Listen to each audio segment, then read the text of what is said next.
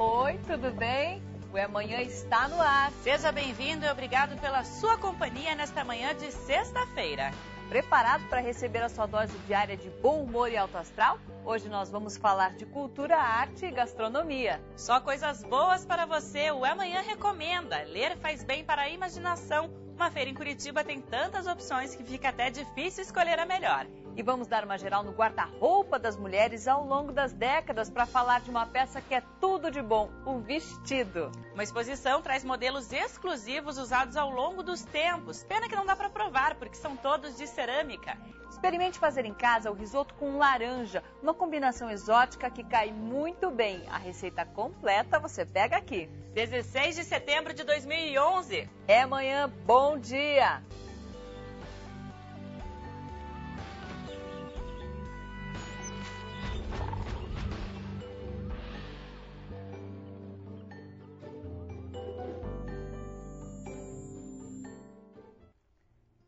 É Manhã de sexta-feira está no ar para encher o seu dia de boas ideias. Hoje vamos começar falando de um hábito muito saudável, a leitura. É uma das formas mais divertidas para desenvolver a fala e a escrita das crianças. Usando faz de conta, pais e professores conseguem fazer com que os pequenos, pouco a pouco, adquiram o gosto pela literatura. Ler melhora o vocabulário, a comunicação e forma futuros leitores capazes de compreender melhor o mundo. Eles conseguiram o objetivo deles. Quebrei uma perna, destronquei um pé. Feliz nem sentia nas caras. Um livro aberto sobre a mesa. O escritor é Monteiro Lobato. A história do sítio do Pica-Pau Amarelo. Com a literatura infantil, as crianças conhecem novos mundos e novas culturas. Por isso é essencial que os pais incentivem a leitura desde cedo. Maíra tem o costume de sempre contar histórias para os dois filhos. O mais velho, que está com 6 anos, já está adquirindo a leitura, está começando a ler. E aí conta para o irmão mais novo, na hora de dormir, é bem bonito. A escola também tem um papel importante nesse desenvolvimento. Tia Anastácia já me consertou. É essa a razão da escola. Nesta daqui, os alunos acompanham a leitura da professora. E se por um acaso eles não entenderem uma palavra ou então uma expressão do texto, eles perguntam para ela. E aí começa a discussão.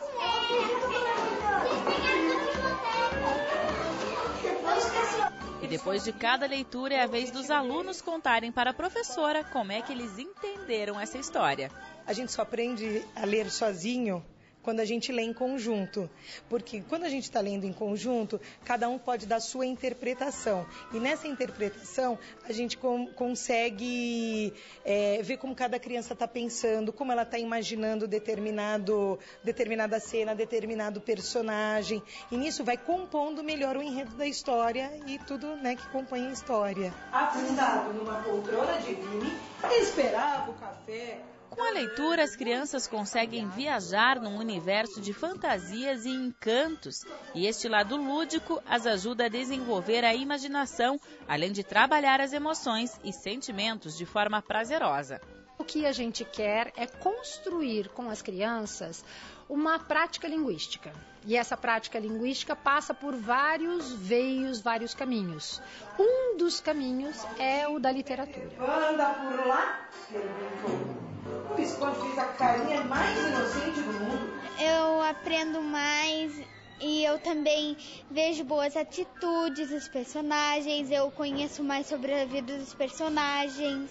Eu gostei de ler até agora na minha vida o 7 Contos para Sacudir o Esqueleto, da Angela Lago. O que tinha nesse livro? Era tipo histórias de terror, só que mais engraçadas. Eu acho que a gente cresce mais, a gente pode crescer na vida, a gente dá mais um passo, pode ir pra frente, aprende várias coisas. Ovelhinha, exclamou o Visconde. Ah, que saudade.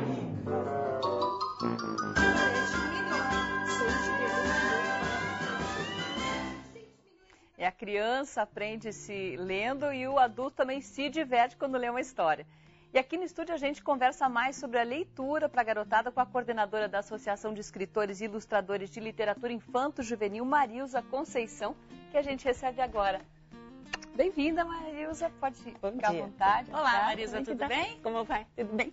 Tudo bem, fique à vontade. Obrigada. Marilza, a gente viu ali o exemplo na reportagem de pais e professores que leem para os pequenos. É realmente assim, com um exemplo, que as pessoas desenvolvem o gosto pela literatura? Sim, o exemplo é fundamental. Começando pela minha própria vida, né? Eu fui uma criança leitora e por causa disso que eu me tornei escritora. Eu tive uma professora que foi uma agente de leitura fantástica e tive mãe professora que também era leitora. E aí as coisas foram se encaminhando. Eu não poderia ter outra profissão que não fosse professora. E lecionei por 30 anos, trabalhando com a literatura, com a pedagogia do imaginário. A pedagogia do imaginário é aquela que proporciona que um evento simples, como uma ida ao circo com as crianças, se torne uma história infantil. Aqui foi um momento com crianças de 4, 5 anos, que fomos ao circo, vimos o espetáculo e voltamos na chuva. Como que a gente podia deixar passar um momento de andar correndo na chuva 2 quadras sem que se fosse colocado numa história? Marisa, então, está aí o papel importante do professor na vida do aluno, né? Isso. Virou uma história, um livrinho. Isso. E as crianças ficam muito empolgadas e querem produzir leitura. E o que acontece? Amplia-se o vocabulário. Porque aí vai lendo, vai dando conta de contar aquele sentimento que vai no seu coração. As histórias, elas têm um fundamento muito importante na vida humana, no cognitivo das crianças, porque elas dão conta de vencer os obstáculos psíquicos que a gente tem. Então, contos de fada, por exemplo, eles são fundamentais na vida das nossas crianças. Nós temos que deixar com que eles leiam, possibilitar que os livros estejam sempre à mão. Então, assim, a gente consegue fazer com que a criança amplie o seu vocabulário, aprenda a falar melhor, a falar corretamente, né? E agora, como escolher realmente que livro para cada faixa etária? Porque os mais pequenos, eu acho que eles se prendem mais nas figuras, no colorido, né? E os mais velhos, como escolher que tipo de história realmente para eles? Muito bem. Nós temos uma gama de histórias hoje fantástica. O Brasil está produzindo autores e ilustradores com uma qualidade ímpar. Nós exportamos os nossos ilustradores, os nossos escritores. Então, a questão da faixa etária, ela o adulto pode proporcionar leituras para a criança que às vezes a editora coloca como para uma faixa etária de quinto ano, mas o pequeno também gosta. Tem que ajudar a interpretar. Ajudar tem que ir sentindo, né? Deixa eu mostrar aqui. Tem que ir sentindo também que história o pequeno gosta de ouvir, né? De ouvir. Dá para inventar junto. Começa com um vocabulário mais simples e depois vai se ampliando para as histórias. Aqui no caso das complexas. ilustrações, vocês têm uma conversa antes com quem está desenhando? Você apresenta a história pronta ou vai trocando uma ideia? Como é que é? O ilustrador e o autor, eles conversam, eles passam a ser amigos, digamos assim, por conta da história. Essa história foi ilustrada pela Alessandra Tosi, a história do Balé da Chuva. É uma grande ilustradora aqui do Paraná, como tantas outras que nós temos, né? Aliás, hoje à noite abre uma mostra de autores e ilustradores na Casa Polônia Brasil, na Ébano Pereira 620. Quem quiser entrar em contato com nossos autores e ilustradores, hoje é um bom momento à noite, às 19 horas. É uma boa opção também para levar as crianças para eles entrarem nesse mundo, realmente conseguir escolher os livros, né? Isso. Então, frequentar as bibliotecas, frequentar as livrarias é uma boa forma de você sentir se aquela história é boa para o seu filho. Como os professores nas suas capacitações vão sentindo qual grau de informação que ele já pode passar para aquela faixa etária. Mas nada impede que uma história para uma criança maior seja lida para uma criança pequena. claro, dando conta dos conteúdos que ali aparecem, né? Com a mediação do adulto. Porque tenho 2 pequenininhos em casa, uma de quase 2 anos, outro de quase 4, e eu leio.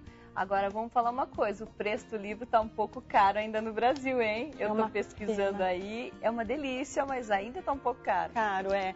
O livro em papel, ele se torna mais caro. Um livro como esse aqui, que é feito em capa dura, ele é bem mais caro. Mas esse, por exemplo, é um livro que tem já digital. Aí, ó. Aí Qual a sua opinião sobre o livro digital? Eu acho que ele é tão bom quanto o livro que você tem para manusear, porque você vai ter o tablet. Mas tem um encantamento nesse livro de papel que você pode dormir junto com o livro, ou você pode levar para onde quiser, não que o tablet você não possa, né? Mas é algo ancestral. As pessoas gostam dos livros por poderem às vezes escrever na página, sentir, né, o cheiro do papel de livro novo, né? Isso. É gostoso. Legal, Marilza, a gente vai passar o contato da associação para os telespectadores que quiserem procurar por vocês, que é bem bacana, né? O endereço está aí na tela, você pode observar. E eu gostaria, por favor, que você encerrasse essa entrevista com uma mensagem. O mundo da imaginação é fantástico e é um fundamento humano. Então, sabendo explorar isso nas nossas crianças, nós vamos ter pessoas, grandes profissionais. Porque a imaginação, ela é o cimento de todos os conteúdos mais sérios que vêm na sequência da vida das pessoas. E nós encontramos todos esses conteúdos na literatura.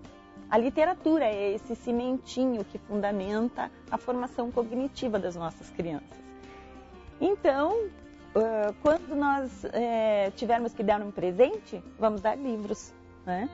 Aí uma boa dica, eu pedindo nesse Natal passado, já que os preços nem sempre são tão convidativos, livros para as minhas crianças, e ganhei vários. Obrigada, Marilza Conceição, pela sua participação aqui no Amanhã. E a literatura ajuda no desenvolvimento das crianças, e este é um hábito que deve ser estimulado desde cedo. E um programa bacana para ajudar os pequenos a descobrirem o mundo dos livros é conferir a Semana Literária. Veja depois do intervalo todos os detalhes.